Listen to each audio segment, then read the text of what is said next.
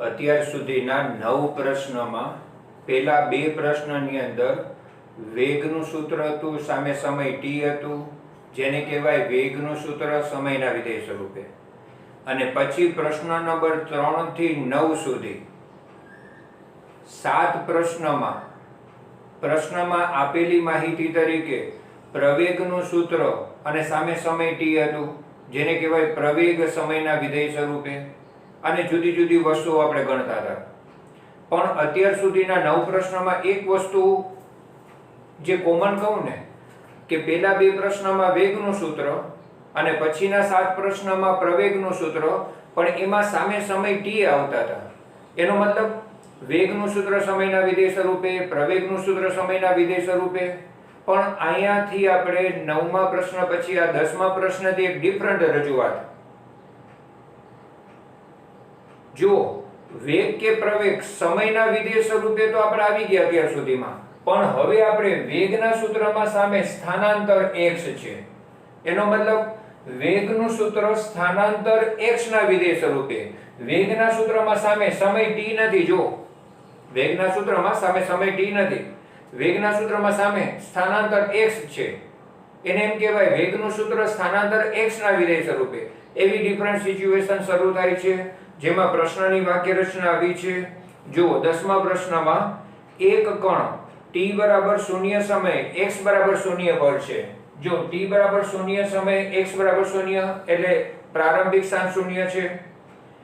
તે ધન x દિશામાં v વેગથી ગતિ શરૂ કરે છે અને એનો વેગ v બરાબર a√x છે, જ્યાં a એટલે અચળાંક છે, સહગુણક છે. અહીંયા સ્મોલ a એટલે પ્રવેગ નથી, અહીંયા અચળાંક અથવા તો સહગુણક છે. આ કણનું સ્થાનાંતર x ખાલી જગ્યાના સમપ્રમાણમાં હશે. હવે વિચાર કરજો, વેગનું સૂત્ર સ્થાનાંતર x ના સ્વરૂપમાં આપ્યું છે અને સ્થાનાંતર x ની માહિતી પૂછી છે. આ એક અલગ પેટર્નનો પ્રશ્ન થયો. આપણે 9મો 10મો પ્રશ્ન કમ્પેર કરશું, પછી 9, 10, 11 ત્રણેય પ્રશ્ન કમ્પેર કરશું, એટલે તમને સતત આવી મેથડ એકબીજા સાથે સરખાવવાથી સ્પષ્ટ થાય. પહેલી વસ્તુ એકદમ ક્લિયર રાખજો, અત્યાર સુધીના 9 પ્રશ્નમાં વેગનું સૂત્ર હોય કે પ્રવેગનું સૂત્ર સામે સમયના વિધેય સ્વરૂપે હતું. પણ હવેની વાત શરૂ થાય જેમાં ક્યાંય સામે સમયનું વિધેય નહીં આવે. જો વેગના સૂત્રમાં સામે x છે. હવે આમાં શું કરવાનું છે, તો શરૂઆત આપણે આ રીતે કરશું કે વેગના સૂત્રથી શરૂઆત કરીએ. જે રકમ આપ્યું છે v બરાબર a√x, સ્થાનાંતર x ગણવાનું છે. તો અહીંયા જરા એક ડિફરન્ટ પ્રોસીજર આવે છે. v ની જગ્યાએ dx/dt લેશું બરાબર a√x. જો વેગ v એટલે dx/dt. હવે ખૂબ અગત્યની વસ્તુ કે જો હું અહીંયા બંને બાજુ સંકલન, દાખલા તરીકે dt સામે લઈ જાઉં, આપણે અગાઉ કામ કર્યું છે. v ની જગ્યાએ dx/dt મૂકીએ, dt સામે લઈ જાય તો dx બરાબર a√x dt એવું થાય. એનું તમે બે બાજુ સંકલન ન લઈ શકો, કારણ કે ડાબી બાજુમાં dx અને સામે dt છે, પણ dt વાળા પદમાં ક્યાંય સમય તો આવતો નથી, ત્યાં તો x છે. તો અહીંયા એક ડિફરન્ટ કામ કરવું પડશે, જેને એમ કહેવાય x વાળા પદ ભેગા કરવાના. એટલે જો √x આમ આવશે અને dt સામે જશે, તો dx ના છેદમાં √x બરાબર a dt. જો આ એકદમ નવી વસ્તુ ધ્યાન રાખવાની છે કે આપણે હમણાં સ્થાનાંતર ગણવા માટે સંકલન કરશું બે બાજુ, કારણ કે આનો મતલબ થાય dt જેટલા સૂક્ષ્મ સમયમાં સ્થાનાંતર dx છે. કુલ સ્થાનાંતર મેળવવા માટે બંને બાજુ સંકલન કરવાનું હોય. પણ એ કામ કરીએ ને એ પહેલા એક ચોખવટ, એક મુખ્ય વસ્તુ શું ધ્યાનમાં લીધી આપણે, કે ભાઈ x વાળા પદ ભેગા કર્યા, એટલે સામેથી √x વાળું પદ dx ભેગું લીધું અને dt સામે લઈ લીધા. હવે બંને બાજુ સંકલન કરશું.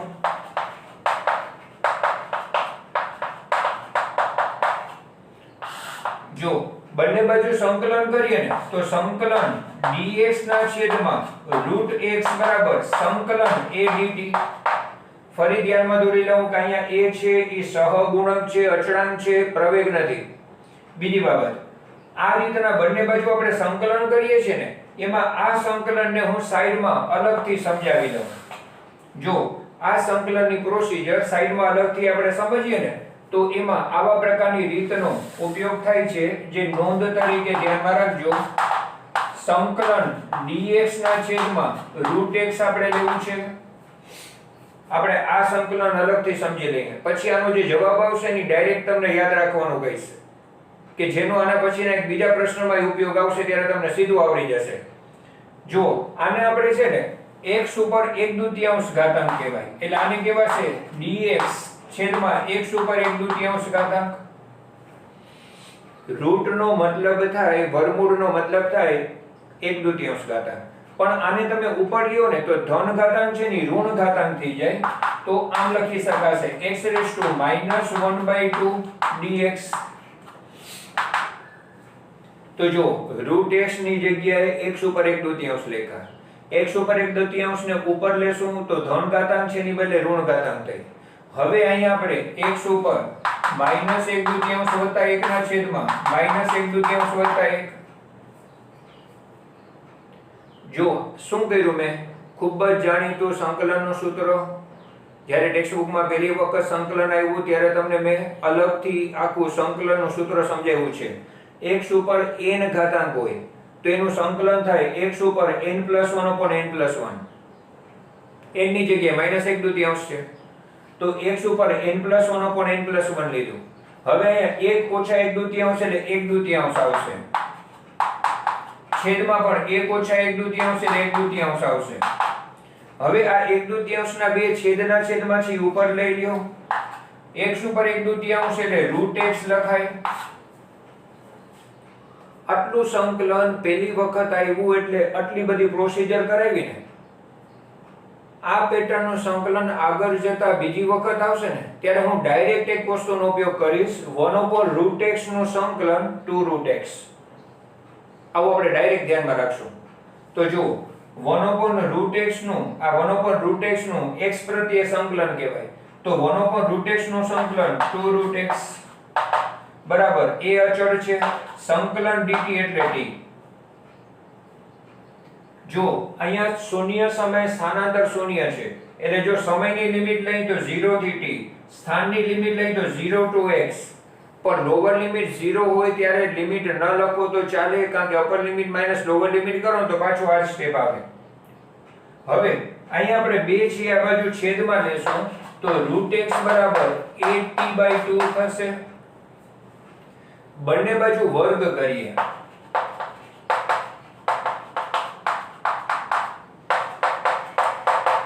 બંને બાજુ વર્ગ કરીએ ને તો √x નો સ્ક્વેર થશે x, સામે વર્ગ થશે a² t²/4. અત્યારે તમને જે જવાબ મળ્યો ને એ તમે બરાબર કોન્સન્ટ્રેશન થી જુઓ. પ્રશ્નમાં વેગનું સૂત્ર સ્થાન x ના વિધેય સ્વરૂપે હતું. વેગનું સૂત્ર સ્થાન x ના વિધેય સ્વરૂપે હતું. એના ઉપરથી આપણે શું મળી ગયું? સ્થાન x નું સૂત્ર સમયના વિધેય સ્વરૂપે. અને એના માટે સ્પેશિયલ સ્ટેપ જે થયા ને એ અલગથી શું થયા જે અત્યાર સુધી નથી આવ્યા. b ની જગ્યાએ dx/dt, પછી x વાળા પદ ભેગા કર્યા, dt સામે લઈ લીધું. જો √x dx ભેગું લીધું અને dt સામે લીધા, પછી બંને બાજુ સંકલન કરીએ, જેનો મતલબ એમ થાય dt સમયમાં સૂક્ષ્મ સ્થાનાંતર dx છે તો કુલ સ્થાનાંતર માટે બંને બાજુ સંકલન. એમાં 1/√x છે એનું સંકલન ફરીથી સમજાવું છું. 1/√x એટલે x ઉપર 1/2. આ 1/2 ઘાતાંક ઉપર આવે એટલે -1/2. x⁻n+1/n+1 સૂત્રનો ઉપયોગ. 1 - 1/2 એટલે ઘાતાંક 1/2, 1 - 1/2 એટલે છેદમાં 1/2. આ બે છેદના છેદમાં ઉપર આવ્યા અને x ઉપર 1/2 એટલે કે √x. અને આ રીતે જવાબ શું થયો? 1/√x નું સંકલન 2√x. તો જુઓ 1/√x નું સંકલન 2√x એ અચળ છે. સંકલન dt બરાબર t. બે છેદમાં લીધા, બંને બાજુ વર્ગ કર્યું, એટલે આ રીતના તમને વેગના સૂત્ર ઉપરથી, વેગના સૂત્રમાં સામે x હતું તો એના ઉપરથી x નું સૂત્ર સમય t ના વિધેય સ્વરૂપે મળ્યું. સાવ અલગ જ મેથડ શરૂ થઈ 9 પ્રશ્ન કરતા. બરાબર, સ્ટાર્ટિંગમાં મેં તમને ધ્યાન દોર્યું કે 9 પ્રશ્નમાં વેગ પહેલા બે પ્રશ્નમાં અને પછીના 7 પ્રશ્નમાં પ્રવેગના સૂત્ર આપ્યા હતા, પણ બધાયમાં વેગ અને પ્રવેગમાં સામે t હતો. અહીંયા વેગના સૂત્રમાં સામે t નથી, સ્થાન x છે. તો એમાં x વાળા પદ ભેગા કરવાની ડિફરન્ટ મેથડ આવી, ડિફરન્ટ વસ્તુ આવી. એમાં સંકલનનું આવું સ્ટેપ છે એ પણ મેં તમને ડિટેલમાં સમજાવ્યું. અત્યારે પ્રશ્નમાં ખાલી એટલું પૂછ્યું છે કે એક સમયના ખાલી જગ્યાના સમપ્રમાણમાં છે તો t² ના સમપ્રમાણમાં છે. જો સમપ્રમાણતા જ ખાલી પૂછી છે, જો x નું સૂત્ર પૂછ્યું હોય તો ચાર વિકલ્પમાંથી આ વિકલ્પ સિલેક્ટ કરવો પડે, પણ અહીંયા x નું સૂત્ર નથી પૂછ્યું. x ખાલી જગ્યાના સમપ્રમાણમાં છે તો આપણે એમ કહી શકીએ t² ના સમપ્રમાણમાં છે, કારણ કે a²/4 તો અચળ થયું. તો ચાર વિકલ્પમાંથી શું સિલેક્ટ કરવાનું થાય? t². 11મા પ્રશ્નમાં ફરી સંકલનની એક ડિફરન્ટ માહિતી ઉપયોગમાં લેવાના છીએ. સુરેખ ગતિ કરતો એક પદાર્થ શૂન્ય સમયે ઉગમ બિંદુ પર છે, એટલે કે શૂન્ય સમયનું સ્થાન x બરાબર 0 છે. વેગ v અને સ્થાનાંતર x ને સાંકળતું સૂત્ર રકમમાં આપ્યું છે v બરાબર 5x + 2. જો વેગનું સૂત્રમાં સામે સ્થાનાંતર x છે તો t સમય બાદ પદાર્થના સ્થાનાંતરનું સૂત્ર કેટલું? જો ફરી આગલા પ્રશ્નની પેટર્ન જુઓ. આગલા પ્રશ્નમાં v બરાબર a√x આપ્યું હતું, વેગના સૂત્રમાં સામે x આપ્યું હતું અને x નું સૂત્ર મેળવતા હતા. અહીંયા પણ વેગના સૂત્રમાં સામે x આપ્યું છે અને x નું સૂત્ર મેળવવું છે. ફંડામેન્ટલ પ્રોસેસ સરખી છે પણ સંકલન ડિફરન્ટ આવશે. શરૂઆત એક સરખી થશે. જો v ની જગ્યાએ આપણે મૂકશું dx/dt બરાબર 5x + 2. ધ્યાન રાખજો, આખો કૌંસ છે ને એ આખું વિધેય કહેવાય, સૂત્ર કહેવાય 5x + 2. v ની જગ્યાએ dx/dt મૂક્યા. ફરી હમણાં આપણે ચર્ચા કરી કે dt ને સામે લઈ જઈએ તો dx બરાબર બ્રેકેટ dt, પણ તમે એનું સંકલન કરો ને તો આ બાજુ dx અને આ બાજુ dt સાથે x વાળું પદ આવે, પણ એમ નહીં ચાલે. x વાળા પદો ભેગા થાય એના માટે આ બ્રેકેટ ને અહીંયા લેશું, dt ને સામે લેશું, તો dx ના છેદમાં 5x + 2 બરાબર dt. તો તમને ખ્યાલ રહે કે આગલા પ્રશ્નની જેમ જ આપણે કામ કર્યું અત્યાર સુધી, બંનેમાં અત્યાર સુધી સરખું કામ થયું છે. v ની જગ્યાએ dx/dt, x વાળા પદ ભેગા લીધા, dt સામે લીધું, કારણ કે આખું બ્રેકેટ છે, એમાં ખાલી 5x આમ ન લઈ શકીએ. 5x + 2 આખું પદ છે, આખું બ્રેકેટ આમ લેવું પડે. અને એ પ્રમાણે dx સાથે 5x + 2 છેદમાં લીધા, dt સામે લીધા, તો x વાળા પદ ભેગા કર્યા. આગલામાં આપણે x વાળા પદ ભેગા કર્યા હતા અને હવે બંને બાજુ આપણે સંકલન કરવાનું થાય.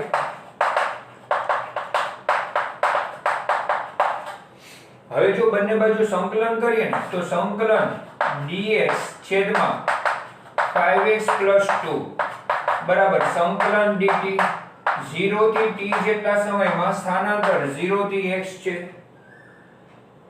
અહીંયા તમે લોઅર લિમિટ x 0 મૂકો ને ત્યારે 0 નહીં થાય, 2 વધશે, એટલે આપણે લિમિટ ઉપયોગમાં લીધી છે. અને ઈ કન્ફ્યુઝન ન રહે ને કે ક્યારે લિમિટ લેવી ને ક્યારે ન લેવી, તો દર વખતે લઈ લેવી. જેમાં લોઅર લિમિટ 0 હોય કે લોઅર લિમિટ કંઈક આપેલી હોય, લિમિટ લઈ લેવાની. 0 થી t સમયમાં સ્થાન 0 થી x થાય છે. તમને પ્રશ્નમાં શરૂઆતમાં કહે છે t બરાબર 0 સમય સ્થાનાંતર 0 છે. હવે આનું સંકલન છે ને એ એકદમ ડિફરન્ટ સ્ટેપ છે, જે પણ આપણે ખાસ ચર્ચા કરીએ.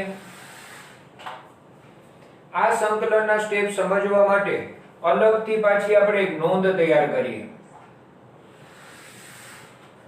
જો આ જગ્યાએ નોંધ તરીકે 1/x dx બરાબર ધ્યાન આપજો. 1/x dx એનું સંકલન પહેલી વખત સૂત્ર આવે છે. અત્યાર સુધી તમને સંકલનમાં xn નું સંકલન xn+1/n+1, એ સિવાય તમારી પાસે sin અને cos ના સંકલનના સૂત્ર આવ્યા. અને હવે આ ત્રીજું સૂત્ર આવે છે. સંકલનની જ્યાં જ્યાં જેવી નવી રજૂઆત આવે ને ત્યાં આપણે એનો ચર્ચા કરીએ ને તો આપણને જરા સમજમાં આવે. હું પહેલા આ બધા સૂત્રો કહી દઉં સંકલન વખતે, તો પછી ત્યારે સમજ ન પડે કે આ સંકલન શું શા માટે આપ્યું છે. પણ જો આ સૂત્રમાં 1 બ્રેકેટ એટલે બ્રેકેટ આખું વિધેય કહેવાય, સૂત્ર કહેવાય. અહીંયા આખું બ્રેકેટ છે 5x + 2 એની બદલે મેં ખાલી x લીધા છે, તો 1/x નું સંકલન છે ને એનો જવાબ છે ln x.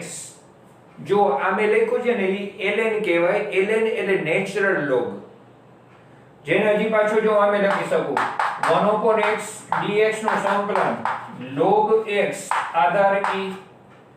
આ જે ln લખ્યું ને ln જેને નેચરલ લોગ કહેવાય એ લોગ આધાર e છે. લોગ બુક ગણતરી માટે ઉપયોગમાં લેવાતી હોય છે, કેમિસ્ટ્રીમાં ખાસ તમને એનો ઉપયોગને સમજાવશે. પણ એ લોગ બુક આપણી પાસે છે ને એમાં લોગ આધાર 10 છે, પણ અત્યારે આપણી પાસે જે લોગ બુક અત્યારે આપણે જે લોગ લીધું ને એમાં લોગ આધાર 10 નહીં, લોગ આધાર e છે, જ્યાં સ્મોલ e અચળાંક છે, જેને નેચરલ લોગનો બેઝ કહેવાય છે, અને એની કિંમત 2.718 આગળ જતા ઉપયોગમાં આવશે એકાદ વખત. અત્યારે આ ત્રીજા ચેપ્ટરમાં નહીં આવે. પણ અગત્યની વસ્તુ 1/x નું સંકલન log x આધાર e અને આધાર કહેવાય. તો 1/x નું સંકલન log x આધાર e નેચરલ લોગ છે. હવે બીજી બાબત ધ્યાન આપજો, log natural log ln x બરાબર log x આધાર e. આ સંકલનનું એક સૂત્ર છે. હવે એ મારે જો અહીંયા ઉપયોગમાં લેવું હોય ને તો જરા ડિફરન્ટ વસ્તુ એ છે કે ખાલી 1/x નથી, આખે આખો કાઉન્સ છે. તો આને 1/x બોલવાની બદલે 1 બ્રેકેટ બોલું.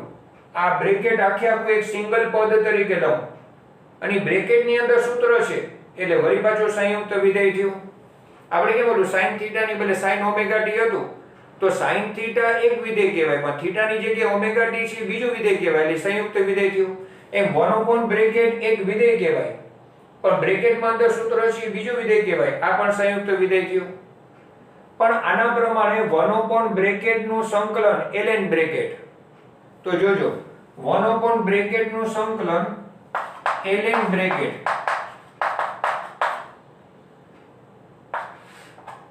સંકલન તો થઈ ગયું. 1 બ્રેકેટ નું સંકલન ln બ્રેકેટ સંકલન થઈ ગયું, પણ અંદરના વિધેયના વિકલન વડે ભાગવું પડે. સંયુક્ત વિધેયમાં તમને યાદ હોવું જોઈએ sin ઓમેગા t નું સંકલન આપણે શું કરતા હતા, માઈનસ cos ઓમેગા t, પણ પછી ઓમેગા વડે ભાગ્યું હતું ને, એ શું કર્યું હતું, ઓમેગા t પદ છે એનું t નું t પ્રત્યય વિકલન એક થાય તો ખાલી ઓમેગા વધ્યા, તો ઓમેગા t નું t પ્રત્યય વિકલન ઓમેગા હતું, એ વિકલન વડે ભાગ્યું હતું. અહીંયા એમ જ કામ કરવું પડશે. 1 બ્રેકેટ નું સંકલન ln બ્રેકેટ, જેમ 1/x નું સંકલન ln x, ln એટલે નેચરલ લોગ, તો 1 બ્રેકેટ નું સંકલન ln બ્રેકેટ, પણ બ્રેકેટ નું x પ્રત્યય વિકલન કરો તો x નું x પ્રત્યય વિકલન કેટલું થાય 1, તો કેટલા વધ્યા 5. અચળ નું વિકલન કેટલું થાય 0, તો બે અચળ જેનું વિકલન 0, તો 5x નું x પ્રત્યય વિકલન કરો ને તો x નું x પ્રત્યય વિકલન થાય 1, અને આ 5 વધે એના વડે આગળ ભાગવું પડે. બરાબર ધ્યાન રાખજો. સંકલન dt એટલે t લિમિટ 0 થી t. તો પહેલી વસ્તુ અહીંયા ધ્યાન રાખજો, ખાસ જે તમારા માટે નવી છે એ હજી એક વખત કહી દઉં, 1 બ્રેકેટ નું સંકલન ln બ્રેકેટ અને બ્રેકેટની અંદરના વિકલન વડે ભાગ્યું. સંયુક્ત વિધેયમાં હંમેશા મુખ્ય વિધેયનું સંકલન કર્યા પછી અંદરના વિધેયના વિકલન વડે ભાગવાનું. આ બીજી વાર આવ્યું ને, આપણે sin ઓમેગા t અને cos ઓમેગા t માં કામ કર્યું છે. સંયુક્ત વિધેયમાં પહેલા સંકલન કર્યું અને પછી અંદરના વિધેયના વિકલન વડે ભાગ્યું. બે વખતે ઓમેગા વડે ભાગતા હતા. જો આ વસ્તુ બીજી વાર આવી કે સંયુક્ત વિધેય હોય ત્યારે સંકલન કરવામાં મુખ્ય વિધેયનું સંકલન કરી અંદરના વિધેયના વિકલન વડે ભાગવાનું, હવે ધીમે ધીમે આપણને સ્પષ્ટ થતું જાય. તો એ પ્રમાણે આમ થયું. હવે આમાં તમે લિમિટ 0 to x છે અને આમાં લિમિટ 0 to t છે. હવે તમે જો આમાં લિમિટ મૂકશો ને તો x ની જગ્યાએ x મૂકશો તો e ની જ આવશે બ્રેકેટ. તો જો 1/5 સાથે ln x ની જગ્યાએ x મૂકો એટલે આને આ જ બ્રેકેટ આવશે 5x + 2 minus lower limit ln x ની જગ્યાએ 0 મૂકશો ને તો આ પદ શૂન્ય થઈ જાય, ln 2 વધે. બરાબર. અપર લિમિટ t -0 એટલે કે t. તો એકદમ ડિફરન્ટ સ્ટેપ જે આ મળ્યું છે એ ખાસ ધ્યાન રાખજો. x ની જગ્યાએ અપર લિમિટ x મૂકો તો આને આ જ બ્રેકેટ આવે પણ x ની જગ્યાએ લોઅર લિમિટ 0 મૂકો તો પેલું પર શૂન્ય થઈ જાય, ln2 વધે. તો આ ln 5x + 2 - ln2 થયા. આ 5 સામે ગુણાકારમાં આવી જશે તો 5t થશે. આ ડાબી બાજુમાં જે આટલું કાઉન્સ છે ને એના માટે એક અલગ લોગનો નિયમ સમજાવું. ln a - ln b બરાબર ln a/b. ફરી પાછું આ એક લોગનો અલગ નિયમ છે. જો આ 1/x નું સંકલન ln x, ln એટલે log x આધારિત બે લોગની બાદબાકી હોય ને ત્યારે ભાગાકાર થાય. ઉલટું a ના છેદમાં b ભાગાકાર છે, એનો લોગ લેવામાં log a - log b કરવું પડે. એટલે બે લોગની બાદબાકી હોય ત્યારે જે પદની લોગ હોય ને એનો ભાગાકાર થશે. જુઓ ln a - ln b એટલે ln a/b ભાગાકારમાં આવી જશે a અને b. ઉલટું જ્યારે બે પદ ભાગાકારમાં હોય અને એનો તમે લોગ લેતા હો તો તમારે બેના લોગની બાદબાકી કરવાની થાય, ln a - ln b. આમ સમજી શકાશે, આમ પણ લઈ શકાશે. અત્યારે આપણે બે લોગની બાદબાકી કરીને આ સ્ટેપ કરીએ છીએ. એ લોગેરિધમ ચેપ્ટરમાં આવતું સ્ટેપ છે. એ પણ અલગથી સમજવા માટે સાઈડમાં નોંધ તરીકે લખી રાખું છું. બે લોગની બાદબાકી એટલે log a/b. તો જો અહીંયા બે લોગની બાદબાકી, a ની જગ્યાએ બ્રેકેટ 5x + 2 છે અને b ની જગ્યાએ 2 છે. એટલે a ના છેદમાં b એટલે આ બ્રેકેટ ના છેદમાં 2 આવશે. 5 સામે ગુણાકારમાં આવી ગયું. તો જો ln 5x + 2 ના છેદમાં 2 સામે 5t આવ્યું. બે લોગની બાદબાકી, જેની બાદબાકી છે એ ભાગાકાર સ્વરૂપે આવી ગયા. જો આ ln a - ln b એટલે ln a/b આ બેને ભાગાકાર આ સાઈડમાં લખી નાખ્યું મેં. 5 સામે ગુણાકારમાં આવી ગયા. હવે આના પછી જે હું કામ કરું છું એની નોંધ પણ અહીંયા સમજાવું. તમે જોજો એક MCQ માં 3 ગાણિતિક પ્રક્રિયાઓનો ઉપયોગ છે જે ત્રણે ત્રણ તમારા માટે ડિફરન્ટ છે. પહેલી ગાણિતિક પ્રક્રિયા સંકલનની ડિફરન્ટ આવી. બીજી ગાણિતિક પ્રક્રિયા બે લોગની બાદબાકી ભાગાકાર સ્વરૂપે આવે એવું આવ્યું. અને ત્રીજી ગાણિતિક પ્રક્રિયામાં આ લોગ સ્વરૂપમાં છે ને એને ઘાતાંક સ્વરૂપમાં ફેરવવું. એના માટે પણ હું તમને એક નોંધ તરીકે લખી દઉં. દાખલા તરીકે log x આધાર e બરાબર y હોય. જો ln x એટલે ખરેખર log x આધાર e છે. ln x એટલે log, એના આગલું સ્ટેપ પણ હું તમને લખી આપું. આગલું સ્ટેપ આપણે લખીએ ને તો ln x બરાબર y એ ખરેખર log x આધાર e બરાબર y થયું. ln x બરાબર y એને કહેવાય log x આધાર e બરાબર y. આ log સ્વરૂપ છે એને ઘાતાંક સ્વરૂપમાં ફેરવવું હોય ને તો log નો જવાબ છે ને એ e ની ઘાતાંક સ્વરૂપે આવશે.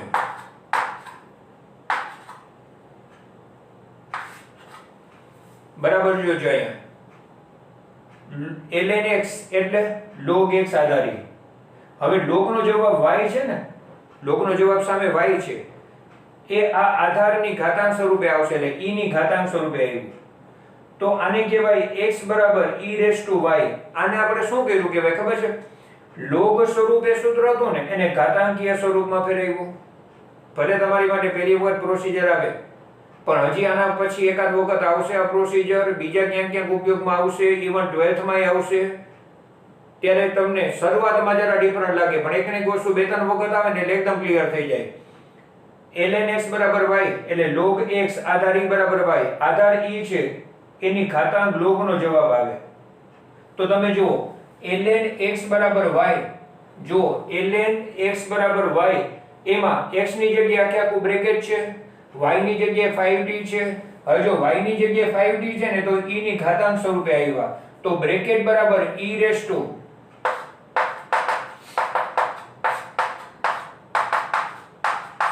થાય. તો જુઓ આ કામ જે કર્યું ને આમાંથી આ સ્ટેપ કર્યો ને એ આ છે. અહીંયા x છે એની જગ્યાએ આખું બ્રેકેટ છે, અહીંયા y છે એની જગ્યાએ અહીંયા 5t છે. ln x બરાબર y છે તો એને ઘાતાંકીય સ્વરૂપમાં શું લખાય તો ભાઈ બ્રેકેટ બરાબર e⁻5t. સામે log નો જવાબ y ની જગ્યાએ છે e ની ઘાતાંક સ્વરૂપે. ખ્યાલમાં આવી ગયું? આ પ્રોસિજર અહીંયા કરી. અહીંયા જ્યાં x છે ત્યાં આખે આખું આ બ્રેકેટ છે, આમાં જ્યાં y છે ત્યાં 5t છે. આ લોગ સ્વરૂપને ઘાતાંક સ્વરૂપે ફેરવ્યું. આ ત્રણ ડિફરન્ટ ગાણિતિક પ્રક્રિયા સાઈડમાં લખી દીધી છે, ત્રણ અલગ અલગ ગાણિતીય પ્રક્રિયા. આના પછી તો સાદુરૂપ જ આપવાનું છે. મેઇન વસ્તુ અહીંયા સુધીની હતી. સાદુરૂપમાં શું કરવાનું છે? આપણે સ્થાનાંતર x નું સૂત્ર મેળવવાનું છે. તો જો બે સામે લઈ લેશું તો 5x બરાબર 5x + 2 બરાબર સામે બે ગુણાકારમાં 2e⁵t. આ બે સામે ગુણાકારમાં લઈ લીધા. હવે આ બે પ્લસ છે સામે આવે એટલે માઈનસ થશે. તો 5x બરાબર 2e⁵t - 2. આ +2 સામે લીધા એટલે -2. બે કોમન નીકળી જશે. તો 5x બરાબર 2 * e⁵t - 1. આ પાંચા બાજુ છેદમાં લેશો તો x બરાબર 2/5 e⁵t - 1. આને કહેવાય સ્થાન x નું સૂત્ર સમયના વિધેય સ્વરૂપે મળ્યું. અને જો સ્થાન x નું સૂત્ર સમયના વિધેય સ્વરૂપે આગલો પ્રશ્ન જોશો ને તો વેગના સૂત્રમાં સામે x હતું અને છેલ્લે x નું સૂત્ર સમયના વિધેય સ્વરૂપે મળતું હતું. અહીંયા બેઝિક કામ તો ઈ જ થયું, પણ સંકલનની પ્રોસિજર જે થઈ ને એ એકદમ ડિફરન્ટ થઈ. એમાં ત્રણ ગાણિતિક પ્રક્રિયાનો ઉપયોગ આવ્યો ને એ ડિફરન્ટ છે. બરાબર? આ સેમ મેથડ હમણાં જ નેક્સ્ટ પ્રશ્નમાં આપણને આવશે ને એટલે તમને આ ત્રણે ત્રણ પ્રક્રિયા ફરીથી ઉપયોગમાં આવશે ને એટલે વધુ સ્પષ્ટ થઈ જશે. જુઓ નેક્સ્ટ પ્રશ્નમાં મુક્ત પતન કરતી એક વસ્તુની ગતિ અવરોધક માધ્યમમાં પ્રવેગ બરાબર a - bv સૂત્ર. ધ્યાન આપજો, આ પ્રવેગ છે જે a - bv આપ્યો છે, જ્યાં a અને b અચળાંકો છે એવું પ્રશ્નમાં આપ્યું છે. t સમયે વેગ કેટલો? કોન્સન્ટ્રેશનથી જોજો. આગલા સૂત્રમાં વેગ, આગલા બે પ્રશ્નમાં વેગનું સૂત્ર સામે x હતું. વેગનું સૂત્ર સ્થાન x ના વિધેય સ્વરૂપે અને x મેળવતા હતા. અહીંયા પ્રવેગનું સૂત્ર વેગ v ના વિધેય સ્વરૂપે અને વેગ v જ મેળવવાનું છે. ખ્યાલ આવ્યો કે નહીં? અને જુઓ હમણાં આપણે કામ કર્યું હતું ને, હવે અહીંયા છે ને ક્વેશ્ચનમાં પ્રવેગની જગ્યાએ ડાયરેક્ટ dv/dt આપી જ દીધું છે. બીજું અહીંયા પ્રવેગની જગ્યાએ a શું કામ ન લખ્યા? કારણ કે એ સંજ્ઞા અહીંયા અચળાંક તરીકે લીધી છે એટલે કન્ફ્યુઝન ન થાય. અહીંયા a અને b અચળાંકો છે. આ પ્રવેગને લખી શકાશે dv/dt a - bv. તો જો પ્રશ્નમાં તો ડાયરેક્ટ આમ જ આપ્યું છે, મેં અત્યારે આમ લખ્યું પ્રવેગ બરાબર a - bv. ખરેખર dv/dt નું સૂત્ર આપ્યું છે. dv/dt એટલે શું થયું? પ્રવેગ જ થયો. dv/dt એટલે પ્રવેગ થયો. તો પ્રવેગનું સૂત્ર સામે વેગના વિધેય સ્વરૂપે છે. હવે તમે જુઓ તો જેમ આપણે x વાળા પદ ભેગા કરતા હતા ને એમ જ અહીંયા વેગ v વાળા પદ ભેગા કરવા આ બ્રેકેટ ને અહીંયા લઈશ, dt ને સામે લઈશ. તો જો dv ના છેદમાં a - bv બરાબર dt. આગલા બે પ્રશ્નમાં શું કરતા હતા? x વાળા પદ ભેગા કરતા હતા ને અને dt સામે લેતા હતા. એમાં અહીંયા v વાળા પદ ભેગા કર્યા જો અને dt સામે લીધા. dv ના છેદમાં a - bv અને dt સામે. બંને બાજુ સંકલન કરશું.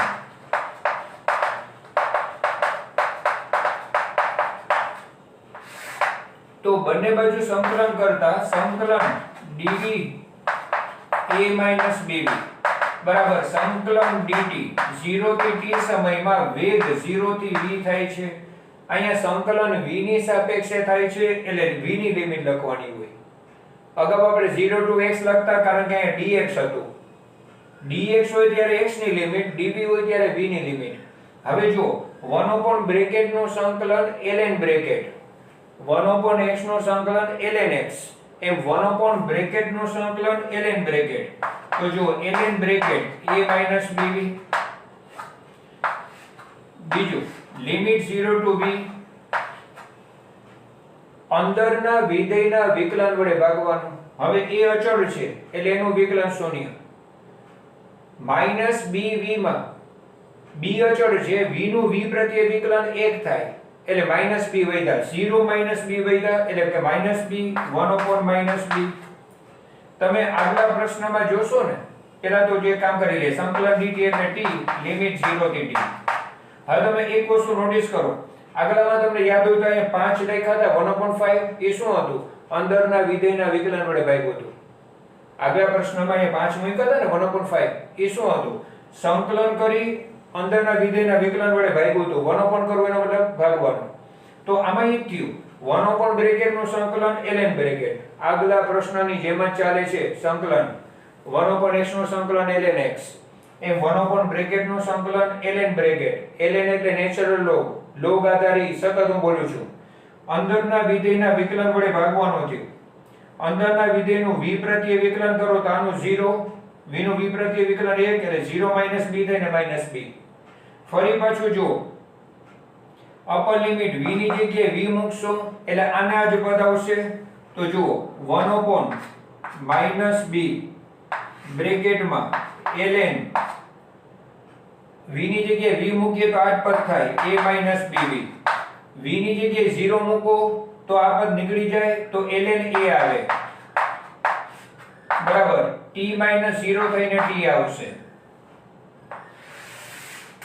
હવે તમે કમ્પેર કરજો બરાબર ધ્યાન આપજો આગળમાં આવું થયું હતું ને આપણે લિમિટ મૂકતા હતા ત્યારે બે લોગની બાદબાકી આવતી હતી હવે જો -b સામે ગુણાકારમાં આવશે એટલે -bt થશે આ બે લોગની બાદબાકી જે ભાગાકાર સ્વરૂપે થશે તો બરાબર ધ્યાન આપજો ln a - bv upon a બરાબર -b * t તમને યાદ હોય તો આગલામાં એ 5 હતો ને સામે ગુણાકાર બળી આવતા હતા 5t આવતું હતું અહીંયા -b જે સામે ગુણાકારમાં આવશે એટલે -bt થયું બીજું બે લોગની બાદબાકી જો અહીંયા ભણ્યા એ પ્રમાણે ln a - ln b એટલે ln a upon b બે લોગની બાદબાકી હોય ત્યારે એ ભાગાકાર સ્વરૂપે આવી જાય તો અહીંયા ln a - ln b એટલે આ બેને ભાગાકાર થયો ટોટલી મેથડ આગલા પ્રશ્નની હવે અહીંયાથી આ લોગ સ્વરૂપ છે એને કેમાં ફેરવવાનું છે ઘાતાંકીય સ્વરૂપમાં તો ln x બરાબર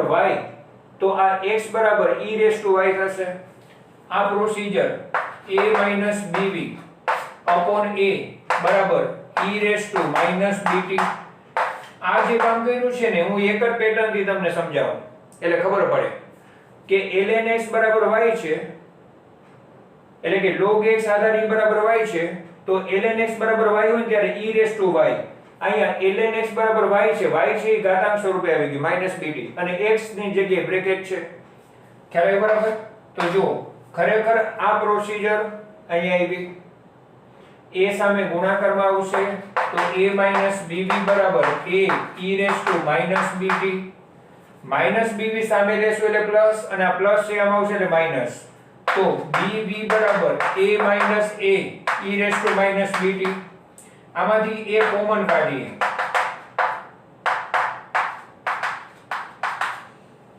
આમાંથી આપણે a કોમન કાઢ્યા b છેદમાં લેશો તો v બરાબર a upon b સાથે બ્રેકેટમાં 1 - e રેઝ ટુ -bt જો ખરેખર આમ જુઓ ને તો આગલો પ્રશ્ન અને આ પ્રશ્નમાં ગાણિતિક રીતે કોઈ ફેર નથી જે ત્રણ સ્ટેપનો ઉપયોગ આગલા પ્રશ્નમાં આવ્યો હતો ln x નું સંકલન 1/x નું સંકલન ln x તો અહીં આવી ગયું 1 બ્રેકેટ નું સંકલન ln બ્રેકેટ અંદરના વિધેયના વિકલન વડે ભાગવું લિમિટ મૂકશું એટલે બે લોગની બાદબાકી જે ભાગાકાર સ્વરૂપે આવશે અહીંયાથી સામે ગુણાકારમાં આ ln x બરાબર y છે તો x બરાબર e રેઝ ટુ y અને પછી સાદુરૂપ આગલો પ્રશ્ન અને આ પ્રશ્ન અલગ અલગ બુકમાં અલગ અલગ ક્રમમાં જોઈ હવે આ બે પ્રશ્ન તમે ભેગા કર્યા તો ખબર પડી તમને કે આ તો એક ને એક પ્રોસીજર છે ખાલી ચલ રાશિઓ જુદી થાય છે ત્યાં વેગના સૂત્રમાં x હતું અને x ગણતા હતા અહીંયા પ્રવેગના સૂત્રમાં વેગ v હતું અને v ગણીએ છીએ પ્રોસીજર તો સરખી આવી ને આવા પ્રશ્નો સાથે થાય એના માટે ખાસ અલગ પ્રકારનું આ ક્વેશ્ચન લિસ્ટ બનાવ્યું છે હવે આપણે જે ત્રણ પ્રશ્ન અત્યાર સુધી કર્યા ને એનું સ્ટાર્ટિંગ તમને હમણાં કમ્પેર કરાવું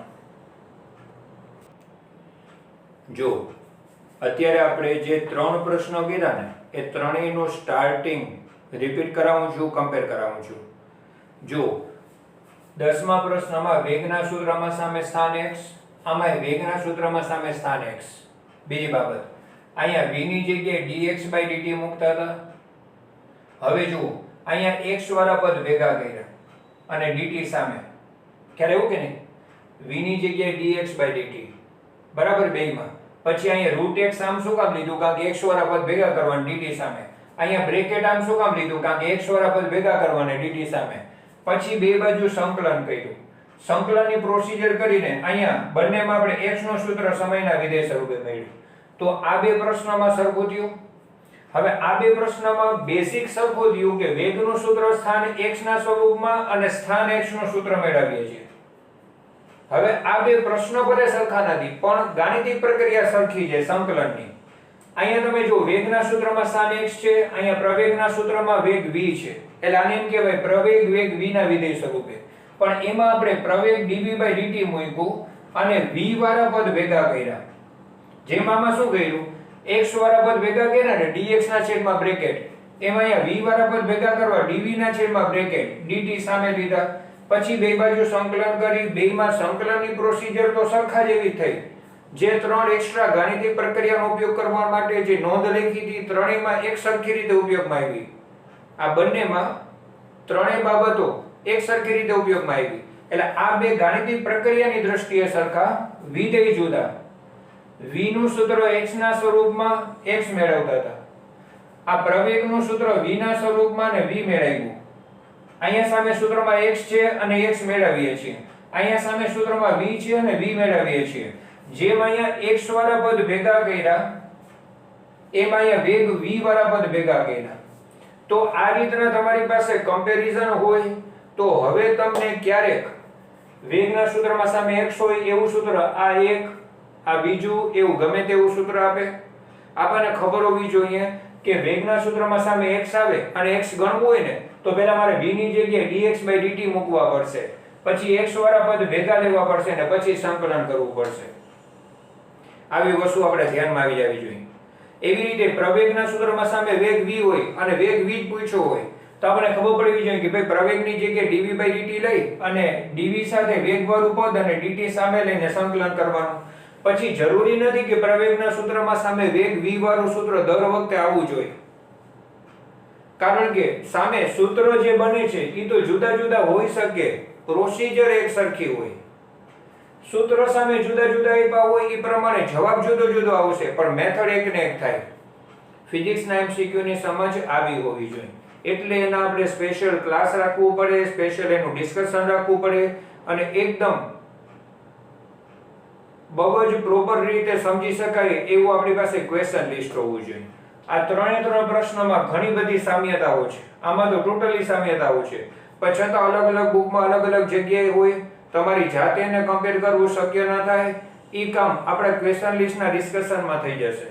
તો આ રીતના હજી આપણે મેં તમને પહેલા 15 પ્રશ્નોનો વિભાગનો ક્વેશ્ચન લિસ્ટ મોકલેલું. એમાંથી હજી આપણે 12 પ્રશ્ન પૂરા કર્યા.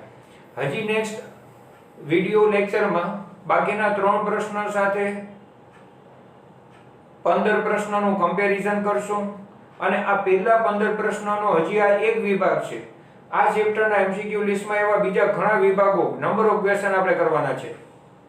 પણ આ પહેલો વિભાગ 15 પ્રશ્નોનો છે ને 15 પ્રશ્નમાં સંકલનનો ઉપયોગ. હવે ટેક્સ્ટ બુકમાં આ ચેપ્ટરમાં સંકલનનો બહુ લિમિટેડ થોડો જ ઉપયોગ વાળી એક નાનકડી માહિતી ઉદાહરણ આવ્યું હતું. અચળ પ્રવેગી ગતિના સૂત્રો કલનશાસ્ત્રથી મેળવો એમાં સંકલનનો ઉપયોગ કર્યો હતો. પણ એ સિવાય એન્ટ્રન્સ એક્ઝામમાં સંકલનના કેટલા લેવલની વાત આપણી જાણકારીમાં હોવી જોઈએ એ તમને આ ચર્ચાથી ખ્યાલ આવે અને એ સાથે સાથે પ્રેક્ટિસ કરતા જજો.